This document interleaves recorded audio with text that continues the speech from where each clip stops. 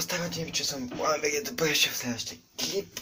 Днес ще разхождаме кучето известно като Рекси. Ето го, кучето известно като Рекси. Рекси. Сега ще е тъмница, както винаги аз снимам. Може тук има някакво светкайца, тук ако не виждате. Слушалки съм. Мога да се чувам. Сега ще го разходим. Няма да се види нищо язък за светкайцата. Поне ще разходим кучето, което е известно като Рекси. Ето го. Много иска да излиза. Даже някой ден може да направя така, че... може да се види, бе. Окей, може да снимам само Рекси. Що пак не да не снимам Рекси? То е известно куче. Айде, Рекси. Да водим някъде. Накъде?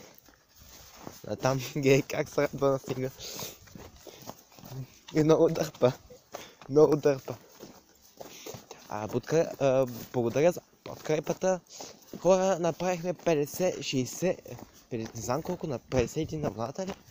Между 50 и 60 абоната. Много си бързе. За което ви благодаря в ония канал. Пламен БГ. Което ви благодаря. Нали там. Си качвам мои си клипчета, влогове и както и да е клипчета. Да.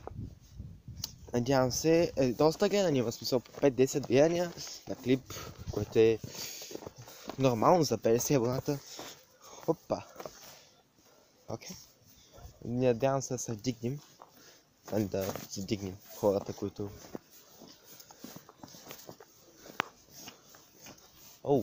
Още сняг, бъде. И как се радва.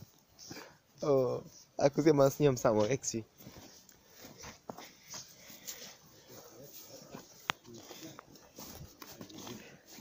Не се плаши, бе, да му се види. То виж как се радва, бе. Да. Един снега, бе. Плаши се от кучето тайко.